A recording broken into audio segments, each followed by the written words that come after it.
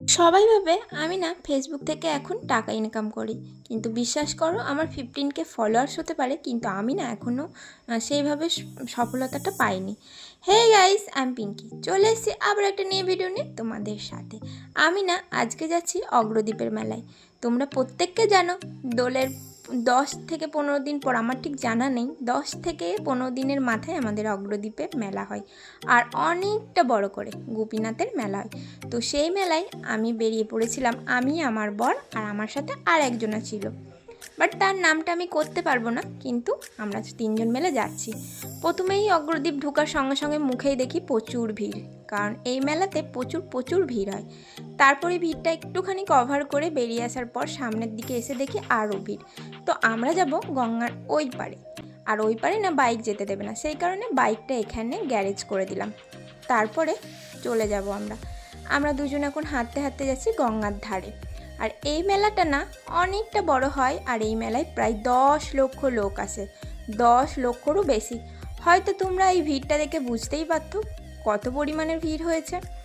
জানো তো, এই মেলার সময় না বাইরে থেকে অনেক অনেক অনেক লোক আসে, আর পুলিশ, তারপর প্রশাসন সব অনেকে গার্ড দেয়।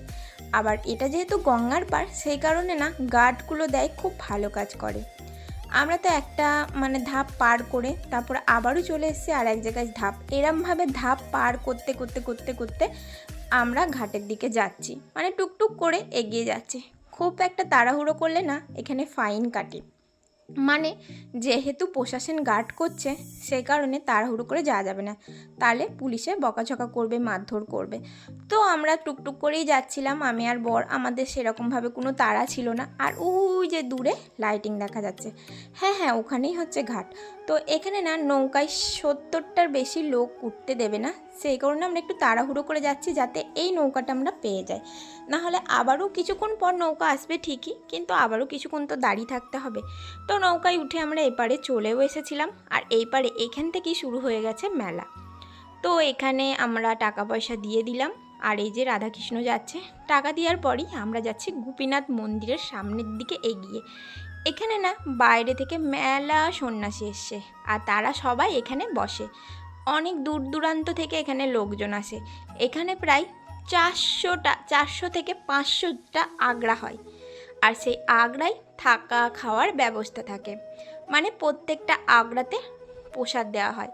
আর আজকে না আমি চিড়ে মচ্ছবের দিন গেছিলাম, ভিড় তো হয় অন্ন মচ্ছবের দিন, যেহেতু অন্ন মচ্ছবের দিনকে আমার বর কাজে যাবে না, সেই কারণে আমি চিড়ে মচ্ছবের দিন বিকালবেলাতেই চলে এসেছিলাম। তো দেখো আজকে চিড়ে মচ্ছবের দিনই এত ভিড়, আর এখানে দেখো প্রচুর প্রচুর প্রচুর মেলা বসেছে, আর প্রচুর জিনিস। এখানে না তুমি A to Z জিনিস পেয়ে যাবে, তোমরা যা যা চাইবে সব কিছু পেয়ে যাবে, তোমাদেরও খুব ভালো লাগবে। তো চলো বেশি না বকে তোমরা কন্টিনিউ দেখো।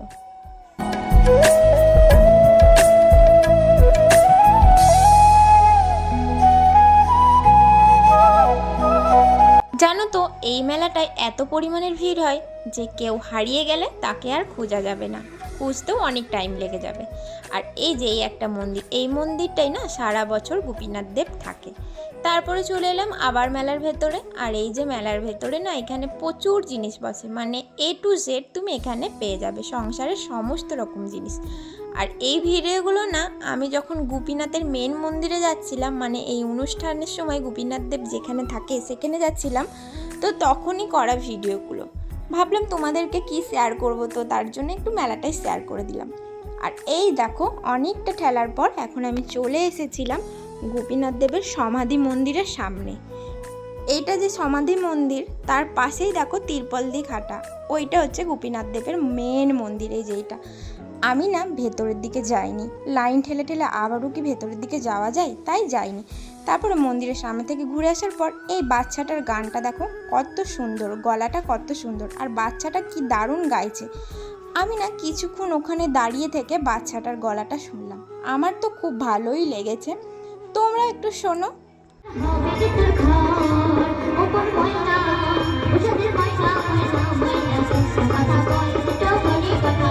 এটা শোনার পর ঠিক পাশেই একটা চায়ের দোকান ছিল, আর সেখানে আমরা বসে পড়লাম চা খাওয়ার জন্য। চাটা খাওয়ার পর আমরা বেরিয়ে পড়েছিলাম আবারও মেলার ভেতরটা একটু ঘোরার জন্য।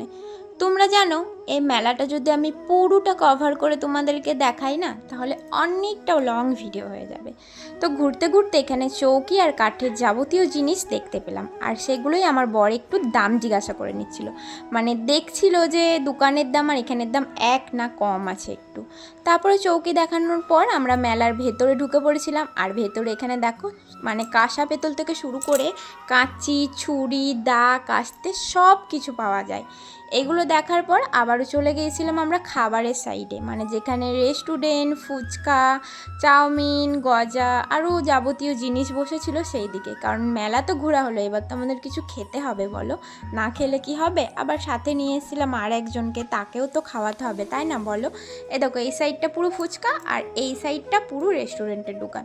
তো দেখতে দেখতে না এখানে একটু মেলার ভেতরে ঢুকে পড়লাম। মেলার ভেতরটা ঘুরে এসে আমরা মানে যা কিছু খাবো সেই সব ভেবে রেখেছিলাম। মেলায় কিছু কিনবো না, কারণ কিছুদিন আগেই আমাদের ওখানে একটা মেলা ছিল, সেখান থেকে প্রচুর জিনিস কিনেছিলাম।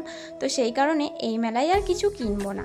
আর এই যে দোকানদারগুলো না আমাদের ওখান থেকে এসছে, ওর যেহেতু বন্ধু সেই কারণে ও একটু কথা বলে নিচ্ছিল, আর আমি আশেপাশে একটু ভিডিও করছিলাম। আমার তো ভিডিও করতে খুব ভালো লাগে, তোমরা হয়তো সবাই জানো, আর প্রত্যেকেই হয়তো এতদিন জেনে গেছো যে আমি ভিডিও করতে খুব খুব ভালোবাসি। এরকম এই পুতুলের দোকানদারটাও ওর বন্ধু। আর এই আশেপাশে না আরও অনেক দোকান আছে যেগুলোর দিকে আমি আর যাইনি, যেতে গেলে অনেক রাত হয়ে যাবে। তারপরে চলে এসেছিলাম রেস্টুরেন্টের একটু সামনে একটু ঘুগনি খাবো বলে। ঘুগনিটা দেখে গেছিলাম, খুব ভালো লেগেছিল, সেই কারণে আমি বসে পড়েছিলাম এখানেই ঘুগনি খাবো। আর ঘুগনিটা এখন আমাকে দিল, তারপরে আমার পাশে যে ছিল তাকে দিলাম। আর ওই যে আমার ঘুগনিটা, আমি পেঁয়াজ কিছু নিই না বলে ও আমার ঘুগনিটা টেস্ট করে দেখলো। আমি তো ঘুগনিটা খেলাম, খুব ভালো লাগলো। আর ঘুগনিটা আমার খাওয়াও যা শেষ আর তুমুল ঝড় উঠে গেল। এখন তো আমার মাথায় ভারী চিন্তা পড়ে গেল যে আমি গঙ্গা পার হয়ে যাব কী করে। জানো তো এত ঝড় উঠেছিল যে রেস্টুরেন্টের পুরো তিরপলগুলো উল্টে পাল্টে গেছিলো।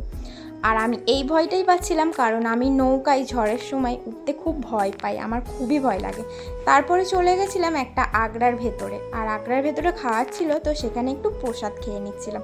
কারণ আমার বর আগে এসেছিলো বাট কখনো প্রসাদ খায়নি, তাই ও খাবে বলেই আমি আরও বসি। আর ওখানে বৃষ্টিটা থামার পর এখন আমরা একটু যাচ্ছি নৌকা, মানে নৌকা ধরবো সেই ঘাটের উদ্দেশ্যে। তো ও একটু বাদাম কিনে নিল বাড়ির জন্যে, কারণ বাড়িতে কিছু না নিয়ে গেলে হবে। আর সেইভাবে আমরা কিছু খেতে পারিনি। এখন চলে এসেছিলাম গঙ্গার ঘাটের এখানে, দেখো কেমন বিদ্যুৎ চমকাচ্ছে। তো এখন বাড়ি যাওয়ার প্রায় এখানে 1 থেকে 2 ঘন্টা আমরা দাঁড়িয়েছিলাম কন্টিনিউ, তারপরে নৌকা পেয়েছিলাম।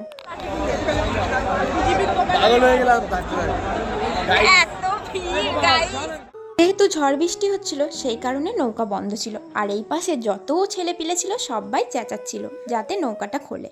তো যাই হোক আমি বাড়ি পানে যাই। আর তোমাদের ভিডিওটা কেমন লাগলো কমেন্টে জানিও। তোমাদের সাথে আবারও নিউ ভিডিও নিয়ে খুব তাড়াতাড়ি দেখা হবে। ততদিন ভালো থেকো, সুস্থ থেকো, টাটা।